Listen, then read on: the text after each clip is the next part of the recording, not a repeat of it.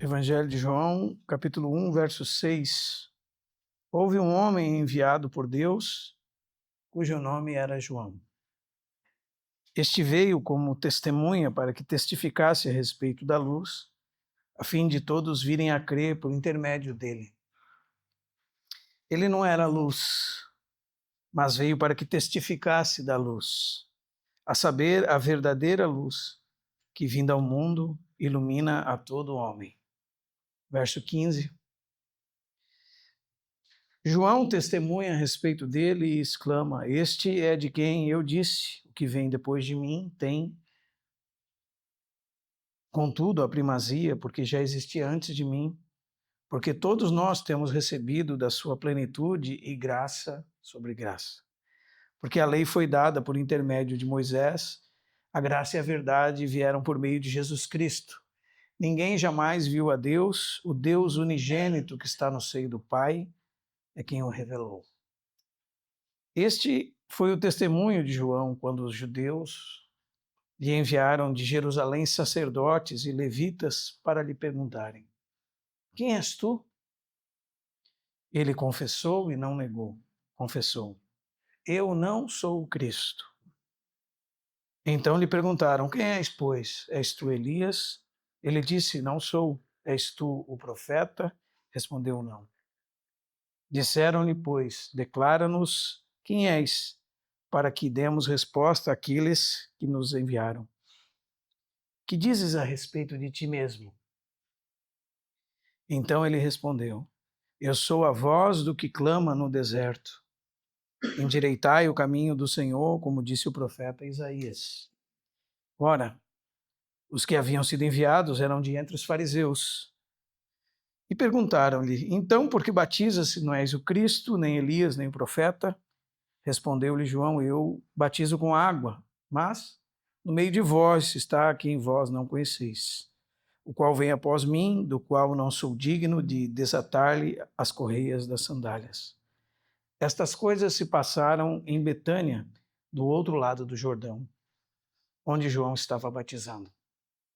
No dia seguinte, viu João a Jesus que vinha para ele e disse: Eis o Cordeiro de Deus, que tira o pecado do mundo. Este é a favor de quem eu disse: Após mim vem um varão que tem a primazia, porque já existia antes de mim. Eu não o conhecia, mas a fim de que ele fosse manifesto a Israel, vim por isso batizando com água. E João testemunhou dizendo: Vi o Espírito descer do céu como pombo e pousar sobre ele. Eu não o conhecia, aquele, porém, que me enviou a batizar com água, me disse: Aquele sobre quem vires descer e pousar o Espírito, esse é quem batiza com o Espírito Santo. Pois eu, de fato, vi e tenho testificado que ele é o Filho de Deus. No dia seguinte, estava João outra vez na companhia de 2 dos seus discípulos. E vendo Jesus passar, disse: Eis o Cordeiro de Deus. Os 2 discípulos, ouvindo-o dizer isto, seguiram Jesus. Mateus capítulo 11. Evangelho de Mateus capítulo 11.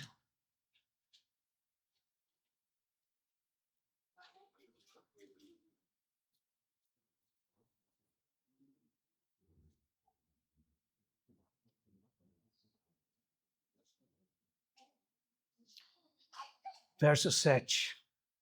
Então, partindo eles, passou Jesus a dizer ao povo a respeito de João: Que saístes a ver no deserto? Um caniço agitado pelo vento? Sim, que saístes a ver? Um homem vestido de roupas finas? Ora, os que vestem roupas finas assistem nos palácios reais. Mas, para que saístes? Para ver um profeta? Sim, eu vos digo, e muito mais do que um profeta. Este é de quem está escrito: Eis aí, envio diante da tua face o meu mensageiro, o qual preparará o teu caminho diante de ti. Em verdade vos digo, entre os nascidos de mulher, ninguém apareceu maior do que João Batista. Mas o menor no reino dos céus é maior do que ele. Desde os dias de João Batista até agora, o reino dos céus é tomado por esforço e os que se esforçam se apoderam dele. Porque todos os profetas e a lei profetizaram até João. E se quereis reconhecer, ele mesmo é Elias, quem estava para vir. Quem tem ouvidos para ouvir, ouça. Vamos orar, irmãos. Senhor, obrigado, Senhor, pela tua palavra. Como a tua palavra mesmo diz, o todo da tua palavra é a verdade desde o princípio. Os teus justos juízos permanecem até o fim. Nós cremos que essa é a palavra que nós fomos evangelizados e que semeou em nós uma semente incorruptível, Senhor. E cremos também que todas as coisas dessa era passam, só a tua palavra permanece para sempre, porque ela corresponde a ti mesmo, a tua pessoa, o teu caráter, Senhor, eternos. Nós te agradecemos pela tua palavra e por nós termos acesso à tua palavra na nossa língua, podermos meditar e entender sobre ela, Senhor. Somos gratos a ti e pedimos que nós possamos entendê-la, Senhor. Nós oramos isso no precioso nome do teu Filho Jesus. Amém. Irmãos, nós estamos meditando sobre a vida do Senhor Jesus. E na nossa última reunião sobre esse tema, nós falamos sobre uma vida no poder do Espírito Santo. A Bíblia diz que depois que Jesus venceu a tentação, ele foi levado pelo Espírito, direcionado e caminhou no poder do Espírito. E ali nós começamos o ministério do Senhor Jesus. Então nós precisamos desses primeiros capítulos do Evangelho de João para podermos incluir temporalmente a nossa cronologia dos eventos da vida do Senhor Jesus. E entre aquele trecho em que diz que Jesus finalizou as tentações e ele voltar para a Galileia, nós temos esses primeiros capítulos do Evangelho de João. Principalmente o capítulo 1, verso 18, até o final do capítulo 4. Amém? E nós precisamos entender que João dispõe de uma forma tão maravilhosa esses dias. O princípio do Evangelho de João, do capítulo 1, verso 1 até o 18, é mais teológico. Depois, quando você chega no capítulo 19, aliás, no capítulo 1, verso 19, você tem uma sequência de dias, para ser bem exato, 4 dias. O primeiro dia começa no verso 19, o segundo dia começa no verso 29, o terceiro dia no verso 35, e assim por diante. Depois, no verso 43, mais um dia, 4 dias seguidos. E esses dias estão dispostos temporalmente antes de o Senhor Jesus começar o seu ministério na Galileia. Então, se nós colocarmos isso em ordem cronológica, o Senhor Jesus é batizado no Rio de Jordão e é levado ao deserto para ser tentado pelo diabo. Fica 40 dias sendo tentado pelo diabo. Nesse interim, João Batista continua batizando além do Jordão. Nosso texto diz onde ele está batizando. Ele está batizando, na sua Bíblia está Betânia, além do Jordão. No outro lado do Jordão, pode ser. Alguns estudiosos dizem que esse lugar é Bet Aravá, o lugar da passagem, o lugar que os israelitas entraram na terra prometida. Lugar que em Josué capítulo 3 você tem a arca indo na frente, as águas se abrindo, eles passando rumo à terra prometida. Porque esse lugar é descrito entre o monte e daquele monte dava para ver Jericó. E os estudiosos dizem que esse caminho ali, as margens do Jordão, do lado da Jordânia, seria esse lugar chamado Betânia, além do Jordão, ou Bet Aravá, que é o lugar da passagem. E é significativo, né, irmãos? O Senhor Jesus foi batizado ali e o Senhor Jesus retorna ali depois da tentação e ouve palavras sublimes do testemunho de João a respeito dele. E aqui nós temos os primeiros dias, os primeiros discípulos, nós temos aquele primeiro milagre, temos também a conversa de Jesus com Nicodemos, temos depois o caminho dele passando por Samaria, o encontro com a mulher samaritana e até o final do capítulo 4. Depois, então, na cronologia, nós temos o ministério do Senhor Jesus em Nazaré, na Galileia. Aí nós vamos seguir os eventos em ordem cronológica. Só lembrar os irmãos disso, Por que eu li o texto de Mateus 11? Versos 11, principalmente. Os nascidos de mulher, ninguém apareceu maior do que João Batista. Porque agora nós temos aqui, entrando em cena, essa testemunha do Senhor Jesus, João Batista. E é um homem enviado por Deus, como diz o verso 6 do capítulo 1. Houve um homem enviado por Deus cujo nome era João. O texto diz, João 1,6, né? Este veio como testemunha para que testificasse a respeito da luz. Ele não era a luz, mas veio para que testificasse da luz, a saber, a verdadeira luz que, vindo ao mundo, ilumina a todo homem. Os irmãos não acham interessante, irmãos, como Deus, na sua sábia escolha, escolhe um homem que não tinha nenhuma pompa, nenhuma posição alta diante dos homens, que se vestia de maneira muito simples, com pelos de camelo, que sua alimentação era simples, que havia feito um voto e é um dos únicos, um dos poucos que fizeram esse voto de nazireado na Bíblia, não bebia bebida forte, não tosqueava seu cabelo, se vestia de roupas simples e vivia nos desertos. Os irmãos percebem como Deus é sábio nas suas escolhas, irmãos? Porque se nós pensássemos num nascido de mulher, daquele que é o maior entre os nascidos de mulher, nós não o caracterizaríamos dessa forma, não é verdade? Nós imaginaríamos como?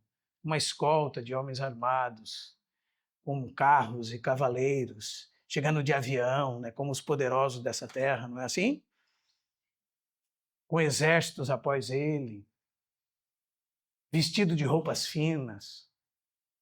Seria assim que nós pintaríamos um homem dos nascidos de mulher, o mais poderoso dentre todos, não é verdade? Mas João nos dá um exemplo totalmente diferente. João realmente é descrito como Jesus disse em Lucas 12, que o homem não é medido pela quantidade de bens que ele possui, mas pela riqueza espiritual que ele tem no seu interior. E esse é João Batista.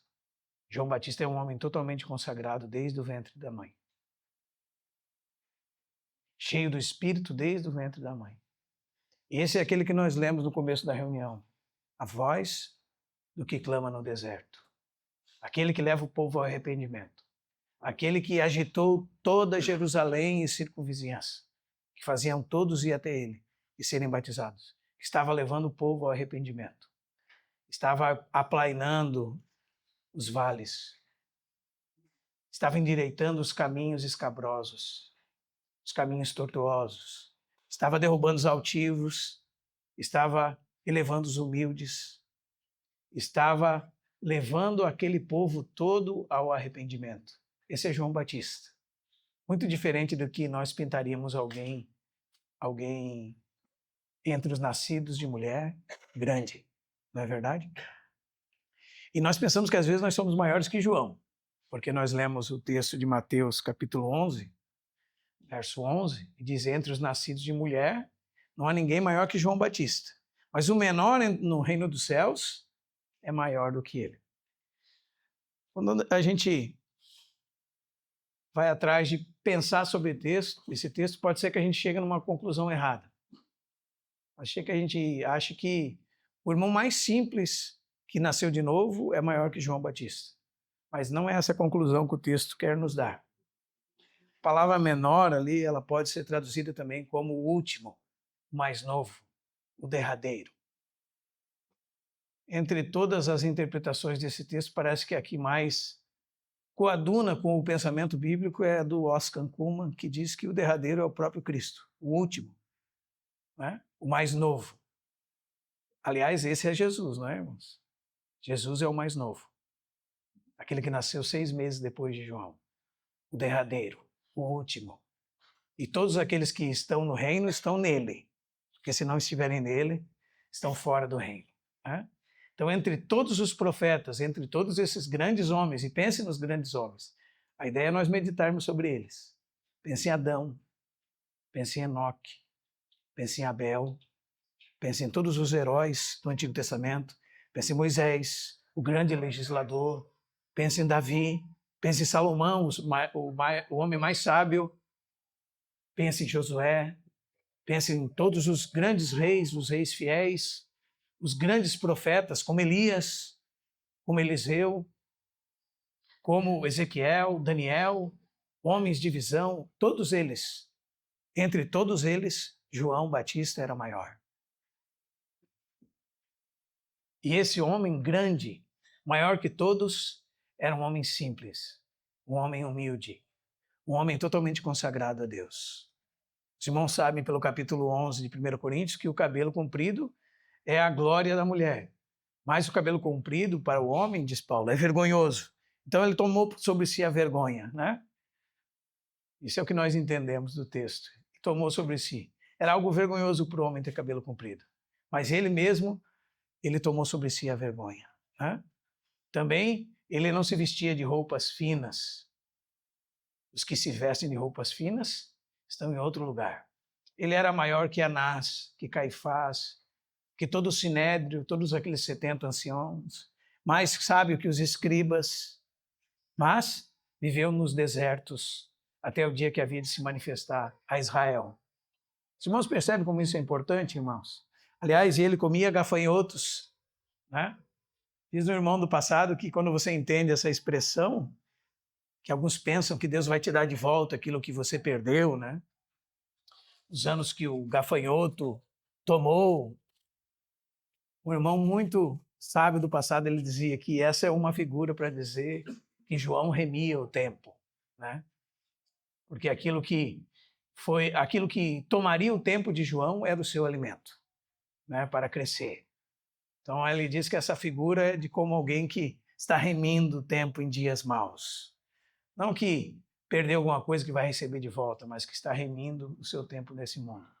Esse é João Batista. João Batista era da linhagem de Zacarias. Alguns dizem que ele até poderia, por linhagem, ser o sumo sacerdote daquele ano, né? Porque é o sumo sacerdote que apontava que o cordeiro era sem defeito, é o sumo sacerdote que apontava que o cordeiro seria morto.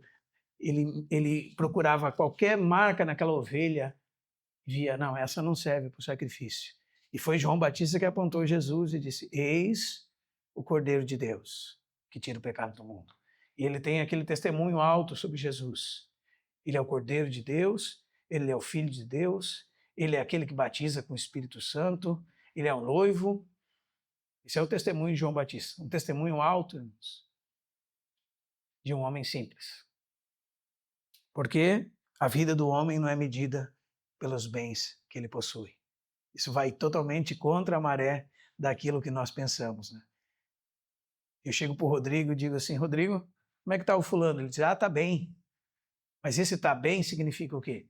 Que ele tem dinheiro, que ele tem um bom emprego, que ele tem uma casa, que ele tem bens sob o seu domínio. É só isso que significa o estar bem, não é? Irmãos, estar bem não significa isso. Estar bem é ter a Cristo.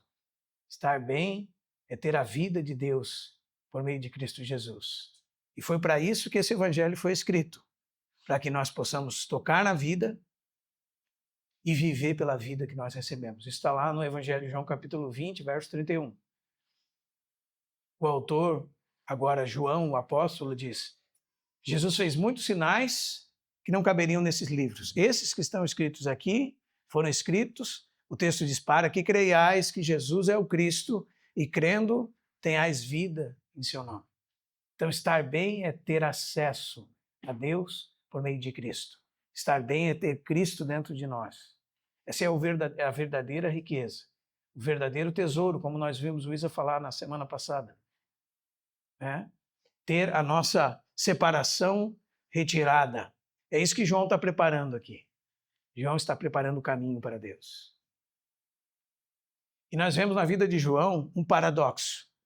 E esse paradoxo é o paradoxo da vida cristã, irmãos. Sabe qual é? Você olhar para si mesmo e reconhecer que você não é nada, realmente reconhecer. Não falar com falsa humildade. Perceber que nada vem de você, que em todas as coisas você depende de Deus. E por outro, aqueles que são filhos de Deus têm todas as riquezas espirituais por meio de Cristo e foram abençoados e são os mais felizes de todos os homens, os mais ricos de todos os homens. Esse é o paradoxo da vida cristã, né? Alguns irmãos tendem a enfatizar as bênçãos de Deus em Cristo e, por algumas vezes, se perdem, pensando de si mesmo além do que convém, e não pensando com moderação segundo a medida da fé que Deus repartiu a cada um. Agora, outros vivem numa vida de comiseração, como se não fossem nada, né? E aí são levados à depressão, às aflições. Onde está o equilíbrio? Está aqui na vida de João. O que ele diz de si mesmo? A partir do capítulo 1, verso 19, você percebe que homens vão até ele, são homens como uma escolta, e entre esses levitas, que sem dúvida nenhuma haviam homens armados, porque faziam parte da guarda do templo, e eles foram enviados, diz o verso 24, da parte dos fariseus, e vão até João, porque todo o povo está eletrizado pelaquilo que está acontecendo, né? E querem saber quem é João. Que pergunta é que eles fazem para ele? Verso 19, quem és tu? Isso diz respeito à nossa identidade, irmãos. Quem nós somos. E se essa mensagem servir para nós nos colocarmos no nosso lugar em Cristo e entendermos esse paradoxo da vida cristã, já é muito bom. João nos ajudou bastante nessa noite. Espero que sim. Para nós percebermos que o nosso bem-estar, o nosso bem é realmente que o Israel disse semana passada, sermos conformados à imagem do Filho de Deus, o Senhor Jesus Cristo, e não às coisas que nós temos. Não diz respeito ao que nós temos. E os irmãos vão perceber que Deus pode nos dar tantas coisas. Ele já nos deu todas em Cristo. Mas nesse mundo, Ele pode nos confiar muitas coisas que são dele, para que nós, como mordomos dele, possamos guardar bem e fazer bom uso conforme a direção que Ele mesmo nos dá. Não é verdade? Deus pode nos dar riquezas nessa terra. Não há problema nenhum nisso. O problema é onde está o nosso coração. Porque onde está o nosso tesouro, ali está o nosso coração. Amém, meus irmãos? Onde está o nosso tesouro, ali está o nosso coração. E não é difícil de você descobrir onde está o seu tesouro. Porque a boca fala o que está cheio o coração. Às vezes a gente está tendo comunhão com os irmãos e nós gostaríamos de comungar a respeito de Cristo, mas nós não conseguimos. Não é verdade? Porque o irmão às vezes está atribulado com alguma coisa, ou está pensando nos negócios, na empresa. Né? Como nós precisamos aprender com os mais velhos. Né? Eu lembro que uma vez fui visitar um irmão lá em Barra Velha, de 87 anos ele tinha na época. Ele estava virando uma massa, num cocheiro de massa, daqueles de madeira que as pessoas faziam. Aí ele pegou um balde de água, nós chegamos com o carro, ele pegou um balde de água, lógico que ele poderia fazer isso, jogou na massa, misturou ali para ficar com água. Disse, irmão, nós não queremos te atrapalhar. Ele disse, não, irmão, não tem nada mais importante que isso, falar do Senhor. Então ele largou tudo que ele estava fazendo, não que você tem que largar o seu trabalho, nada disso, estou falando na prioridade do coração, naquilo que ele podia, né? Ele estava respondendo a ele mesmo. Aquilo era mais importante, estar com o Senhor junto com os irmãos, do que as outras atividades. Ele jogou a água na massa lá e foi comungar conosco sobre Cristo. Né? E como é difícil conseguir falar de Cristo com pessoas que o seu coração não está em Cristo. Porque a boca fala de Jesus em Mateus 12, do que está cheio o coração. Então, se o nosso coração está ocupado com Cristo, então nós vamos querer saber de Cristo, nós vamos ter fome de Cristo, sede de Cristo. É uma vida que sabe o caminho de casa, irmãos. Como dizia o irmão Lance Lambert. É uma vida que foi introduzida dentro de nós, a vida de Cristo, e sabe o caminho de casa. Ela sabe o que precisa, ela sabe como crescer, ela avança sozinha. Né? Agora que você acordou para Deus, então você tem fome de Deus, sede de Deus. Você quer saber sobre Deus, você quer crescer mais e mais no conhecimento de Deus, crescer na graça de Deus, avançar em Jesus. Sua boca fala das coisas de Jesus, seu coração queima pelas palavras de Jesus. Isso é um termômetro onde está o nosso coração. Onde está o nosso tesouro, ali está o nosso coração. Coração acompanha o tesouro. Onde estava o coração de João Batista? Nas coisas de Deus. Houve um homem enviado por Deus, cujo nome era João. O que isso tem a ver conosco, irmãos? Nós também fomos enviados ao mundo por meio de Jesus Cristo. E Jesus Cristo disse assim: assim como o Pai me enviou, assim eu envio vós também. Então, nós precisamos entender que, nesse sentido, nós temos uma missão. E não é diferente da missão de João. Veja, diz, ele não era a luz, mas foi enviado para que testificasse da luz. A nossa missão qual é? Ser testemunhas da luz. A luz da vida. João diz, a vida estava no Cristo, o eterno Filho de Deus. E a vida era a luz dos homens. A luz resplandece nas trevas e as trevas não prevaleceram contra ela. Houve um homem enviado por Deus, cujo nome era João. Ele veio para dar testemunho da luz. Você e eu estamos no mundo para darmos testemunho da luz. A verdadeira luz, a única luz. A luz que resplandece nas trevas. A luz que dissipa todas as trevas. Se seguimos a luz, se somos de Deus, somos filhos da luz. E a nossa luz brilha diante dos homens, apontando para a fonte da luz. A verdadeira luz, a luz da vida, Jesus Cristo. Essa é a nossa missão nessa terra. Quem é você? Quem sou eu?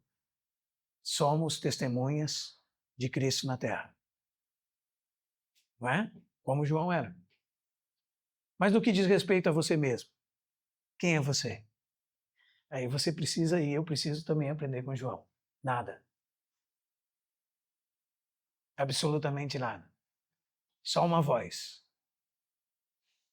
A forma não é importante. A mensagem é importante. A voz é invisível. Né? Você não consegue fazer um retrato da voz.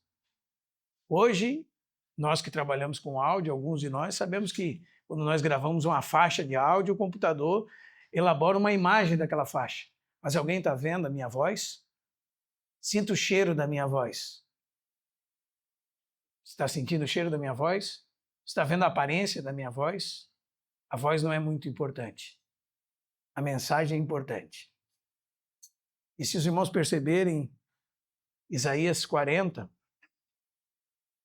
quando começa aquele momento do profeta Isaías, da consolação de Deus, porque se você vai ouvindo os capítulos anteriores, são capítulos difíceis de juízo, né? Mas Isaías 40 fala, consolai, consolai o meu povo. É tempo de falar o coração de Jerusalém. E o que Deus fez? Enviou João Batista.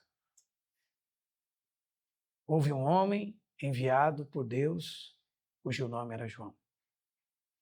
E alguns homens vão saber quem é ele. Porque eles estavam esperando, né? És tu o Cristo? Não sou. És tu Elias? Não sou. És tu o profeta? Também não sou. Que dizes a respeito de ti mesmo? E ele diz o quê? Eu sou a voz do que clama no deserto. Preparai o caminho do Senhor. Endireitai o caminho do Senhor, como diz o profeta Isaías. Eles estavam esperando o profeta. Primeiro eles estavam esperando o Cristo, né? Um Cristo que derrubasse o poderio de Roma e governasse, colocasse Jerusalém no topo do mundo e que o povo de Israel fosse o cabeça das nações sobre todas as outras, tirasse César do seu trono. Eles esperavam outro tipo de Cristo. Estavam interessados em saber se está havendo uma revolução aqui. Será que esse é o Cristo? Se os irmãos puderem perceber, quando nós estamos caminhando a nossa trajetória nessa terra, nós somos tentados diariamente a fazer o quê? Tomar o lugar de Cristo, irmãos. Os pregadores tomam o lugar de Cristo. Um exemplo é quando eles falam de si mesmos. que eles estão fazendo? Estão tomando o lugar de Cristo. Porque nós não fomos chamados para pregar a nós mesmos. Nós fomos chamados para pregar a Cristo.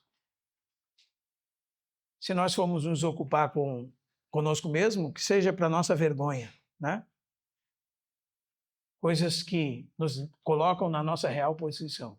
Que infelizmente, às vezes nós ficamos falando o que nós fizemos, onde nós pregamos, quem nós ajudamos. A Bíblia deixa claro que aquele que dá testemunho de si mesmo, seu testemunho não é verdadeiro. Então, não pense que você dá testemunho é evangelho. No máximo é uma preparação para você anunciar o evangelho. Contar aquilo que Jesus fez na sua vida. Porque contar aquilo que Jesus fez na sua vida é falar de Cristo, né?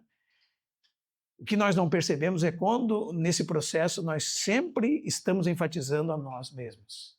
Aquilo que nós fazemos, como nós falamos, como nós somos habilidosos, quem nós ajudamos, o que nós pregamos. E não é isso que é importante. Importante é a mensagem. A pessoa não é importante. Então, irmãos, nos colocar no nosso lugar, como o João está fazendo aqui, é pensarmos o que Paulo falou em 1 Coríntios capítulo 4. Que tens tu que não tenhas recebido? Então, ele não é a voz.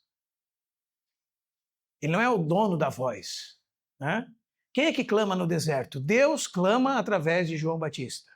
Então, o cristão a pergunta para mim e para você é, o que tens tu que não tenha recebido? Se você recebeu, logo não te pertence, pertence a outro. E por que te glorias como se não tivesses recebido? Paulo continua dizendo. De quem é? A voz é de Cristo, irmãos. Os irmãos estão percebendo, irmãos? As coisas que acontecem para a edificação da igreja é a operação de Cristo por meio dos membros do seu corpo. A voz que clama no deserto é a voz de Jeová. O que ele pode falar sobre si mesmo? Eu não sou o Cristo. Ou ele pode falar como Daniel falou, a ti, Senhor, pertence a glória, Daniel capítulo 10. A nós, o corar de vergonha por causa dos nossos pecados. Nós não somos o Cristo. Nós não somos o cabeça da igreja. Nós não somos o libertador do povo. Ele morreu pelos pecados do seu povo. Nosso sangue não pode pagar nem o nosso próprio pecado. Nem o nosso próprio pecado, quem dirá o pecado de alguém. Nós poderíamos ser o Cristo se fôssemos um homem 100% Deus, 100% homem, sem pecado, né? Que entregássemos voluntariamente até a morte de cruz, pagando os pecados de todos os homens e ressuscitássemos no terceiro dia pelo nosso próprio poder e vencêssemos a morte. Então, seríamos atestados como Cristo. Se nós não temos esse distintivo, o único que pode tomar para si esse título é Cristo. Ele é o cabeça da igreja. Isso significa que ele dá a direção, ele é o governo da igreja. E ele nutre a igreja. Ele mesmo se entregou por ela. Ele santifica a igreja. Ele purifica a igreja por meio da lavagem de água pela palavra. O que nós somos? Vozes de Deus no mundo. Né? E a voz não é importante. A mensagem é importante. Quando perguntar de nós mesmos, nós não somos o Cristo. Nós, os irmãos estão entendendo, irmãos? Não somos o Cristo. E também, irmãos, perguntam para ele, és tu Elias? O que ele diz? Nós não somos. E olha que Jesus falou que ele era Elias, né? Que parece uma contradição, né? Mas não é. Aí quando você descobre, quando o anjo chega a Zacarias para explicar quem seria João, aí você descobre o que Malaquias quis dizer no capítulo 4, verso 5, que antes que viesse o terrível dia do Senhor, viria Elias. E o anjo diz a Zacarias que João nasceria, né, de uma estéril, que era Isabel, e ele viria, diz o texto, no espírito e no poder de Elias. Então, como ele era alguém que viria no espírito e no poder de Elias, ele mesmo é o cumprimento da profecia de Malaquias. Voz do que clama no deserto, preparai o caminho do Senhor. Ele é esse cumprimento. Então tome cuidado quando você lê aquele texto assim, ele converterá o coração dos pais aos filhos e o coração dos filhos aos pais. e você tente tratar de relacionamento entre pais e filhos na família, porque o texto está falando de outra coisa. Está falando que quando João Batista viesse, ele converteria aquela geração dos filhos, a geração que foi um tempo fiel a Deus. Né? Eles voltariam à fidelidade, eles se arrependeriam dos seus pecados e retornariam a Deus. É isso que ele está fazendo, esse é o serviço dele. Por trás de uma palavra, arrependei-vos, porque é chegado o reino dos céus. Essa é a mensagem de João. Ele está pegando quem? Arrependimento para a remissão de pecados, porque está próximo o reino de Deus. Essa é a mensagem de João. Essa é a mensagem da igreja. Né? Essa não é uma mensagem popular. Nós pregamos o arrependimento e pregamos que as pessoas continuem crescendo no arrependimento. Porque se tem uma coisa que nos coloca na nossa real posição, irmãos, é que nós somos ao mesmo tempo justos et pecador, como dizia os antigos. Ao mesmo tempo, pecadores justificados. Justos e pecadores ao mesmo tempo.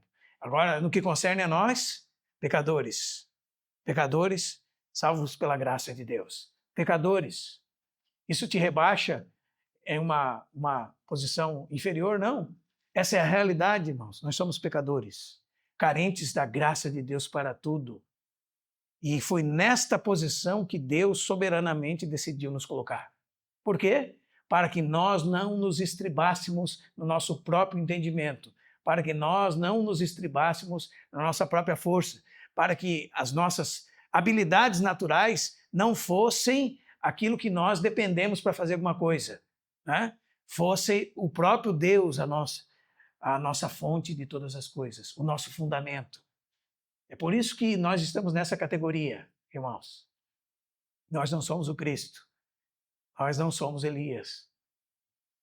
Em terceiro lugar, eles perguntam para Jesus, para João Batista, tu és o profeta? O profeta é Deuteronômio capítulo 18, verso 18. Eis que Deus enviará um profeta semelhante a mim, disse Moisés. E todos aqueles que não ouvirem ele serão extirpados, aniquilados no meio do povo. E Pedro pega essa palavra de Moisés, lá em Atos capítulo 3, e depois também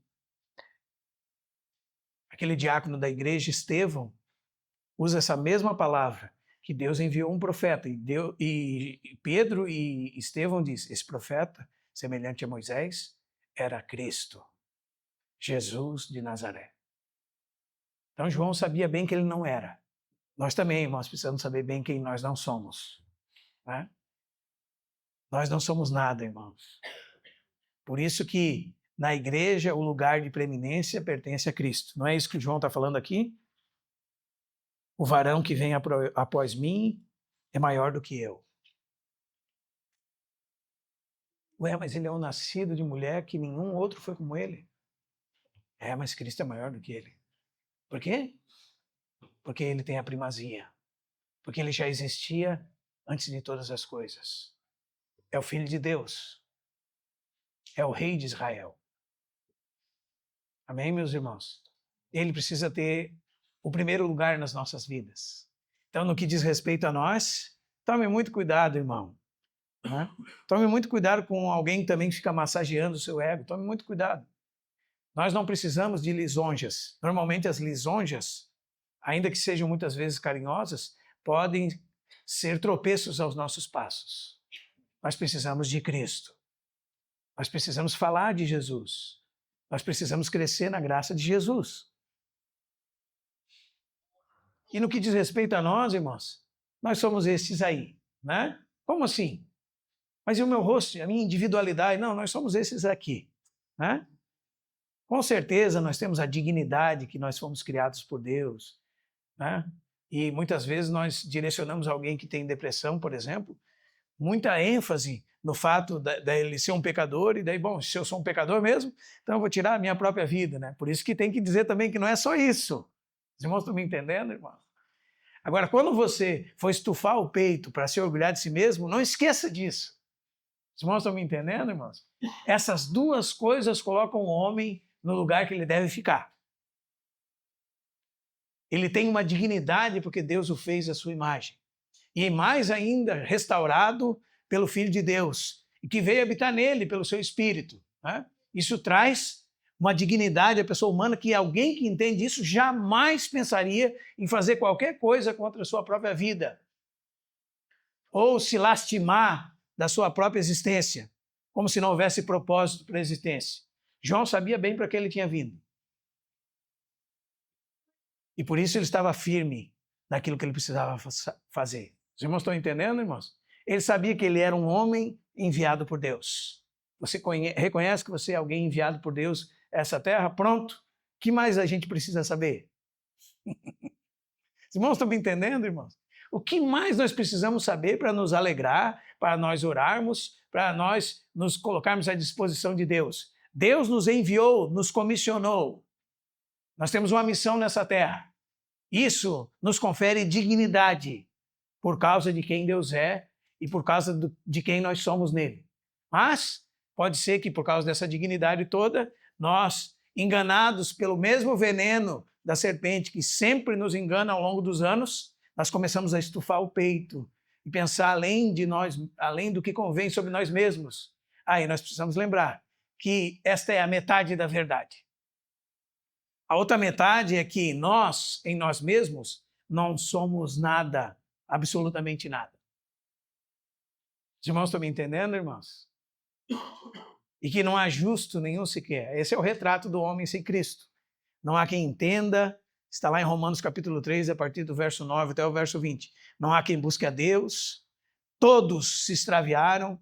Sem Cristo, todos os homens se juntassem em uma multidão de homens, 8 bilhões de homens, todos juntos se tornariam inúteis. E o texto diz, não há quem faça o bem, não há nenhum sequer. A garganta deles é um sepulcro aberto. Esse é o retrato do homem sem Cristo.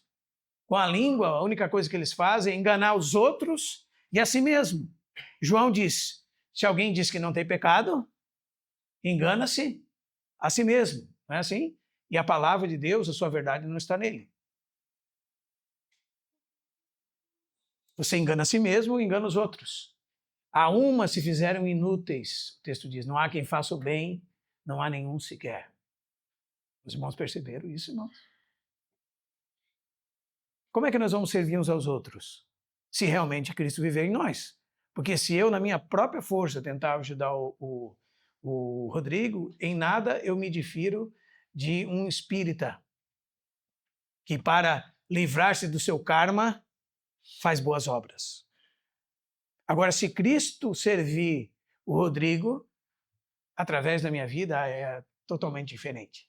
É vida sendo transmitida. Vida. Vida que produz vida. A corrente da vida.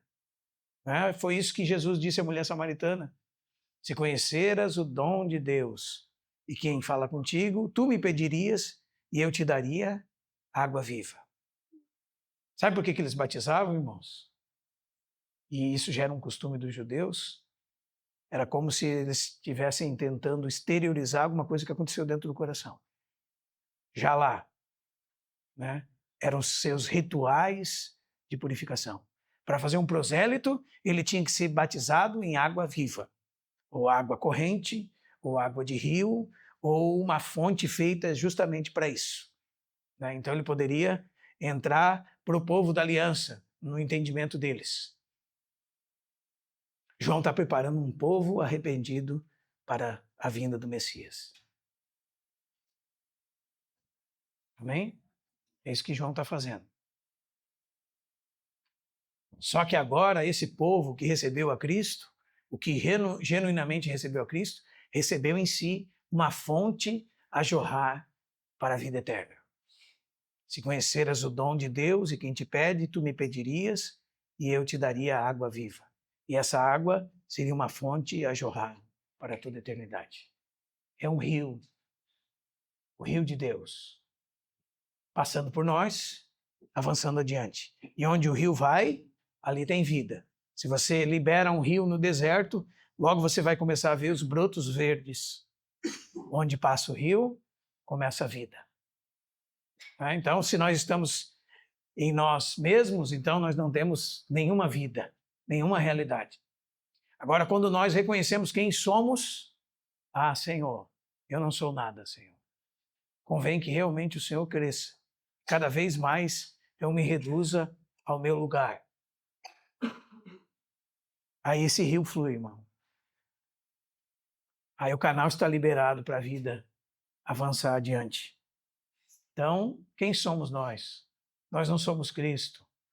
Nós somos só uma voz, como João Batista. A voz não é importante. O tom dela não é importante. A mensagem dela é importante.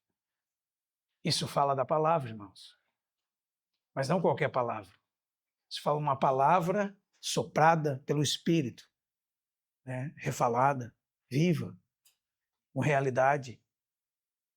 Eu acho tão interessante quando nós estudamos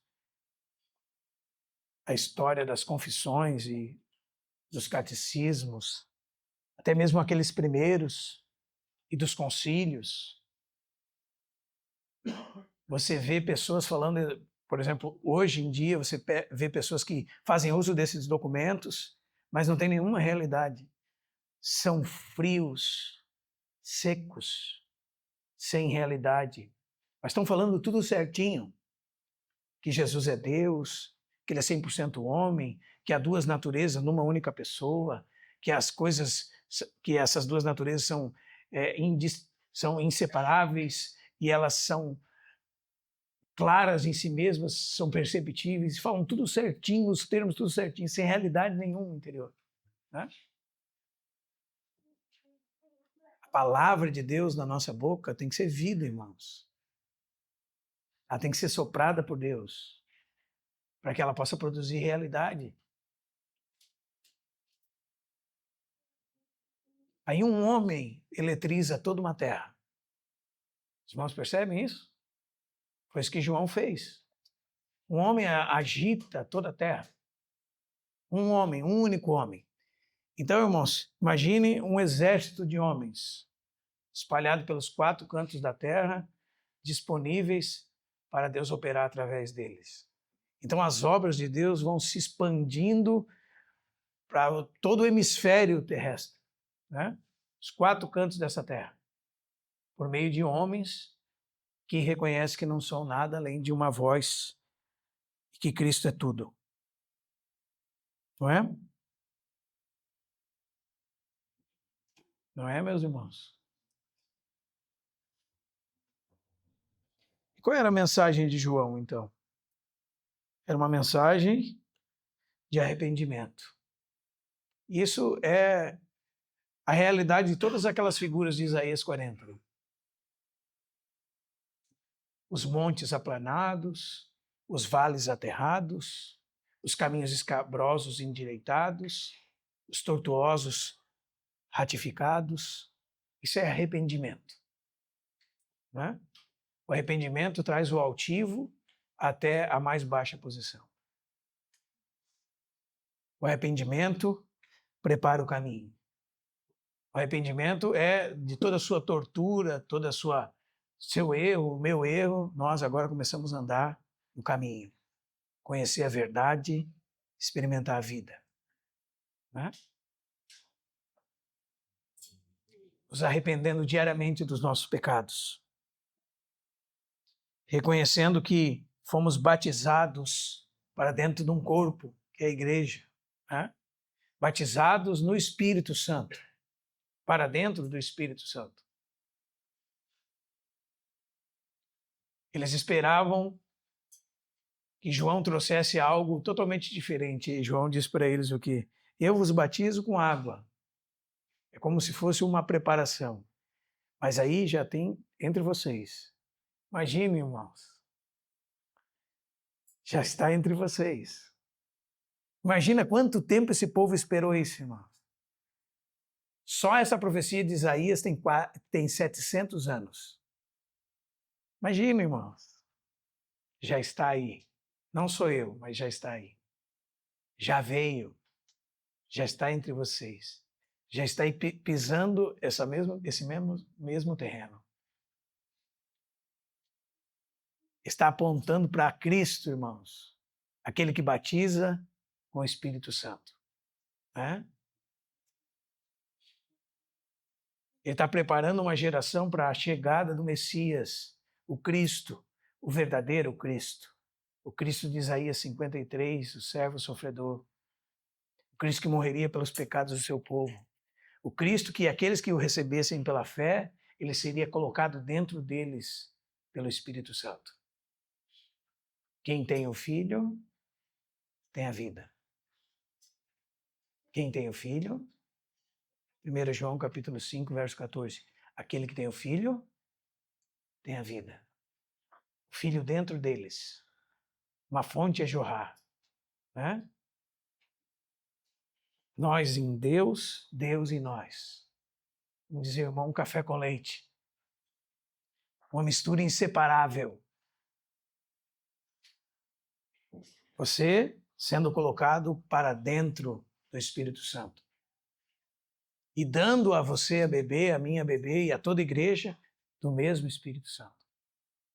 Imersos no Espírito Santo. Nos tornando um só corpo.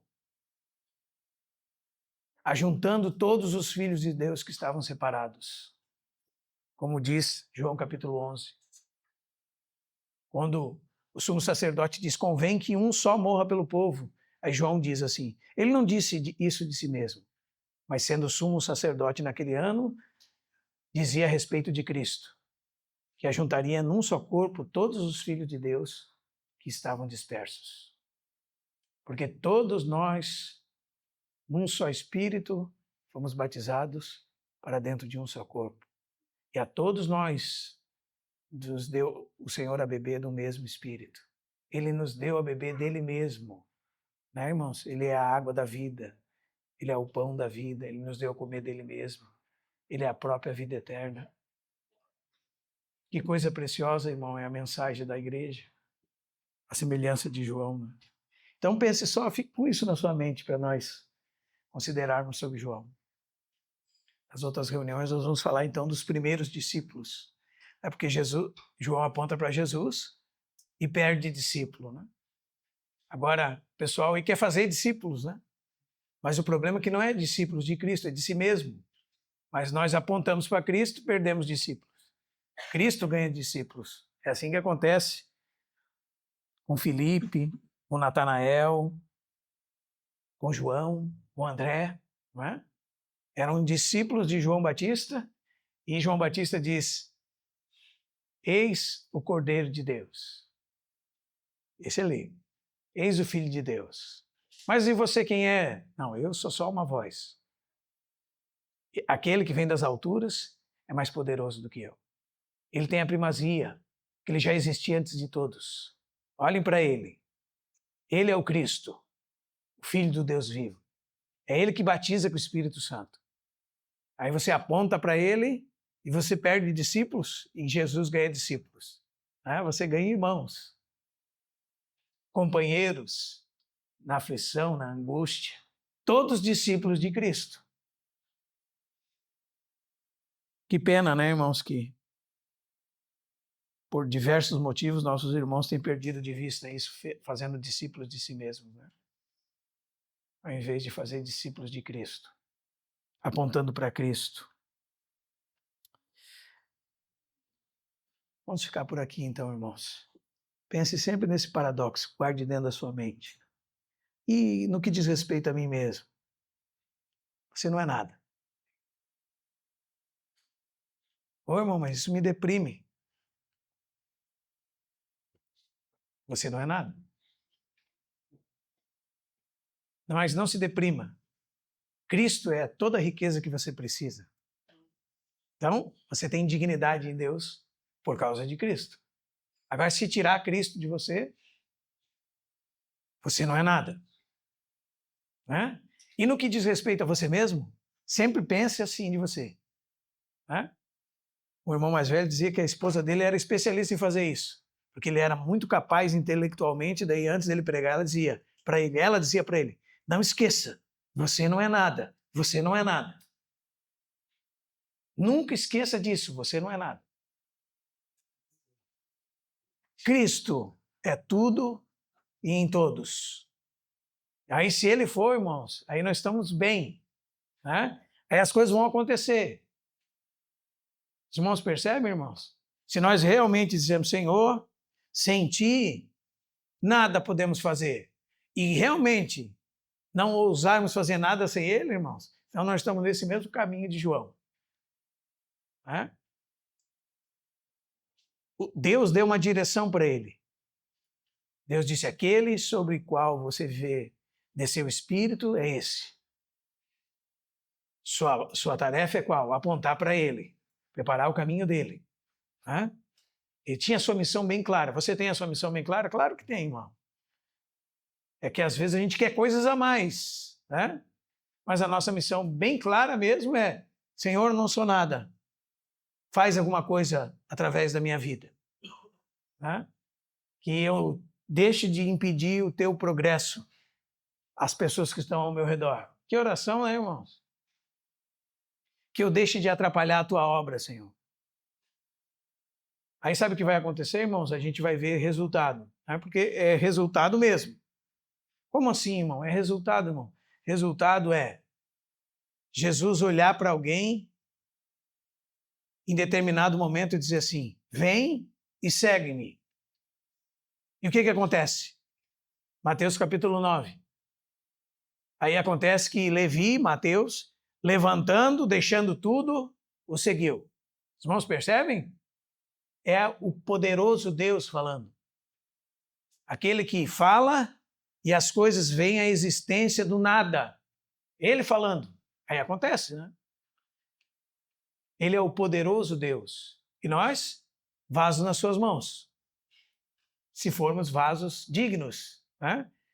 Se formos vasos úteis, como diz 2 Timóteo capítulo 2, ao seu possuidor. Preparados para toda boa obra. Arrependidos dos nossos maus conceitos, principalmente sobre nós mesmos, irmãos. Você sabe o que é o homem? O homem é um vaso para conter a Deus. Como é que ele cumpre o seu papel? Quando ele está totalmente disponível para o uso de Deus, como um instrumento nas mãos de Deus. Senão, ele é um martelo tentando virar um parafuso. Ele está fora do lugar, fora da sua função.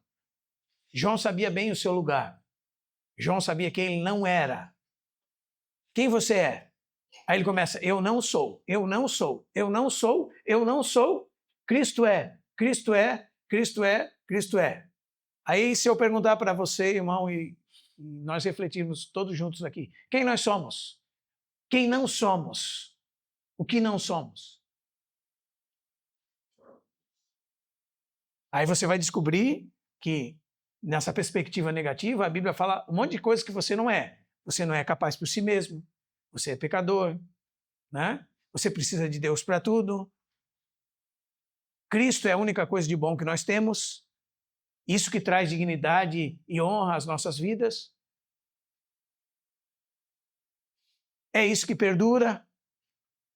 Porque até mesmo a nossa carne, que os nossos ossos vão virar poeira. Né? Só aquilo que é de Cristo vai perdurar eternamente. Todas as coisas que estão ao nosso redor têm pouco valor. Por mais que nós atribuamos valor imenso a elas, elas valem muito pouco para dizer muito sobre elas. E a verdadeira riqueza é o próprio Deus, seu Filho Jesus. Ele é a bênção que enriquece, com ela não traz desgosto. Nele estão todos os tesouros da sabedoria e do conhecimento espiritual. Ele é o cabeça da igreja, ele é o sustentador do corpo, ele é tudo em todos, ele é a nossa vida. A vida cristã é a vida dele. A vida cristã não é um conjunto de regras e de conduta.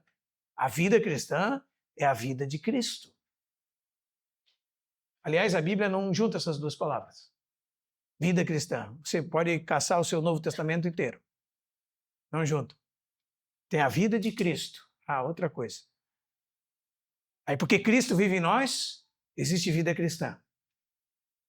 A vida de Cristo em nós, vida cristã. Aí tem direção, aí tem a verdadeira sabedoria, o verdadeiro poder, a verdadeira capacidade de convencimento.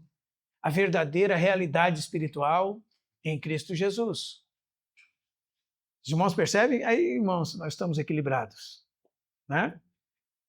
Porque a marreta desse lado sempre vai nos colocar na nossa real condição. Quem nós somos? Não somos, não somos, não somos, não somos. Não somos, não somos, não somos. Ah, quem nós somos? Ah, então nós temos uma missão. Ah, em Cristo nós somos nova criatura, né? Uma nova criação, chamados para o uso de Deus. Ah, então nós somos. Que paradoxo bendito, né? É o paradoxo que coloca você e eu no nosso lugar e que, por ordem e consequência, resolve todas as outras coisas. Né? O marido e a esposa estão em pé de guerra, né? Porque cada um quer que a sua vontade prevaleça. Aí o martelo é para onde? Não somos, não somos, não somos, nada podemos. Aí Cristo entra no meio. Cadê a guerra, irmão? Acabou a guerra. Né? Todo mundo se arrependeu, todo mundo lembrou quem era, todo mundo baixou o tom, falou mais baixo, não é? Parou a briga, parou a autojustificação, a autopreservação, a alto, parou. Cristo entrou na história.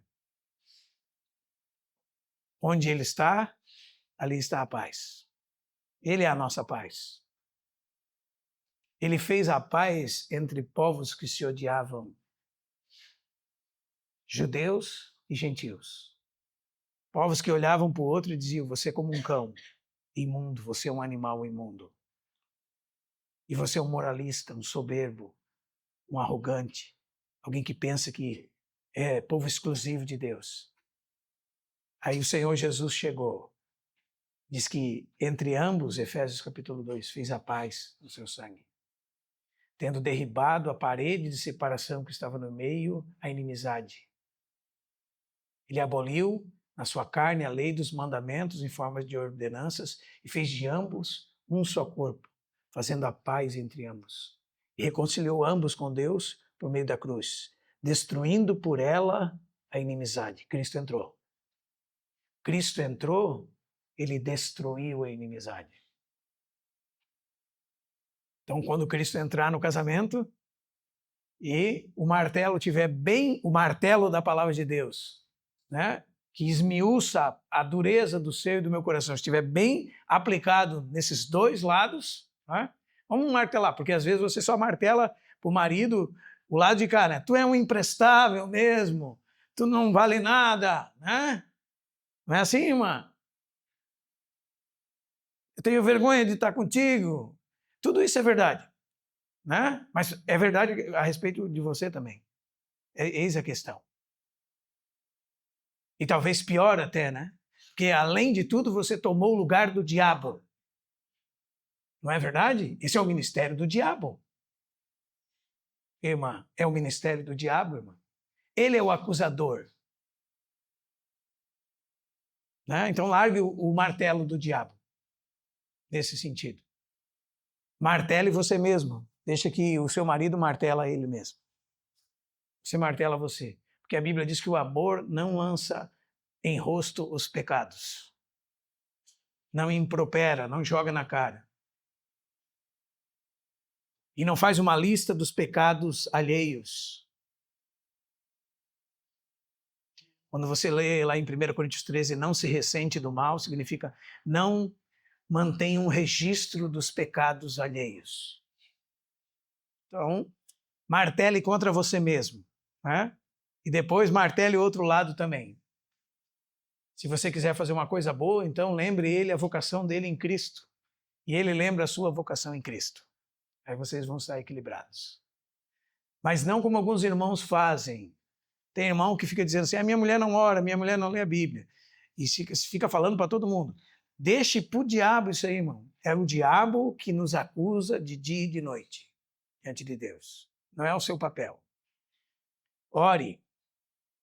Busque a Deus. Busque a Deus. E daí o que vai acontecer? Aí Cristo entra no negócio. Ah, irmãos, Vai mudar tudo. Vai mudar tudo, irmão. Senão a gente tem que parar de se reunir e, sei lá, jogar bocha no domingo à noite, vôlei,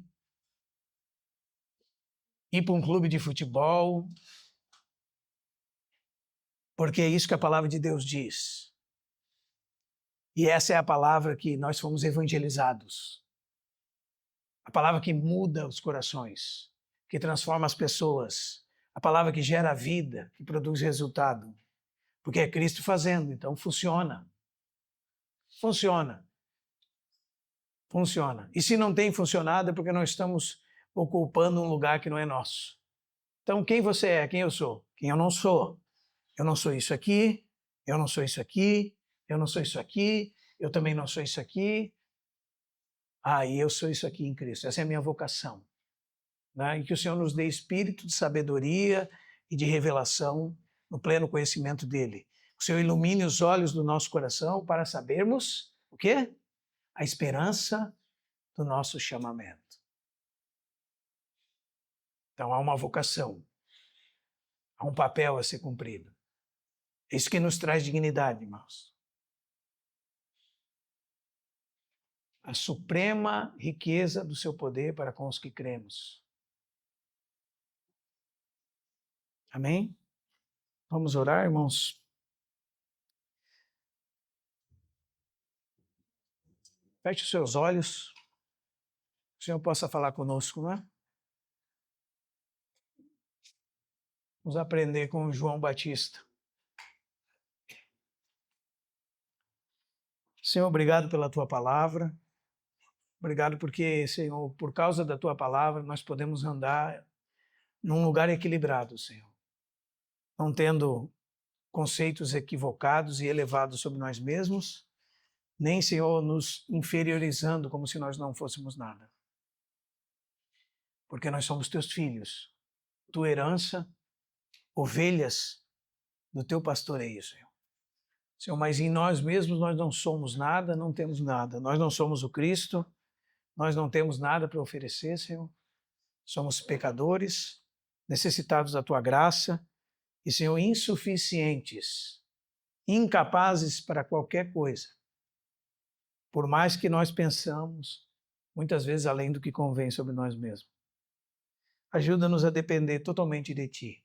Senhor, nós observamos, Senhor, muitas vezes nas nossas vidas, a repetição de tantos pecados, como se nos perseguissem esses pecados. Coisas da mente, ataques na nossa psique, Senhor, dardos inflamados do maligno. Nós observamos quantas vezes somos atingidos, atribulados por traumas do passado, Senhor, que nos causam pavor, medo, angústia, nos colocam, Senhor, no chão. Nós te pedimos, Senhor, nos ajuda. Ajuda, Senhor, porque Tu venceste todas as coisas. Nós queremos vencer, Senhor, contigo. Porque essa é a fé que vence o mundo. Aqueles que creem no Filho de Deus. Nós queremos ver, Senhor, essa vitória em nós. Ver o Senhor se movimentando através de nós, Senhor, por boca das nossas esposas, pela nossa boca na nossa casa, no lugar onde nós trabalhamos, que nós sejamos a Tua boca, Senhor. Não porque nós somos alguma coisa em nós mesmos, mas porque o Senhor achou lugar, espaço, caminho em nós para se manifestar. O Senhor trabalha na Tua igreja, Senhor. Trabalha, Senhor, na vida dos irmãos, das irmãs, nos casamentos. Faz a Tua obra, Senhor. Senhor, Tu disse que edificaria a Tua igreja e as portas do inferno não prevaleceriam contra ela. Senhor, Tu mesmo, Senhor, está preparando a noiva para Ti, lavando ela pela lavagem de água pela palavra. Então nós, Senhor, não temos nada de nós mesmos para Te oferecer. Eis as nossas misérias, Senhor. Perdoa dos nossos pecados, Senhor. A Ti pertence a glória, Senhor. A nós, Senhor, só a vergonha por causa dos nossos pecados. Nós, Senhor, não temos nada, Senhor, de bom em nós mesmos. Tem misericórdia de nós. Perdoa as vezes que nós enchemos o peito, Senhor, tomamos Teu lugar, de governo, de autoridade, e ajuda-nos a nos submeter a Ti. Só Tu tens o domínio pelos séculos dos séculos. Nós oramos e pedimos essas coisas no precioso nome do Teu Filho Jesus. Amém.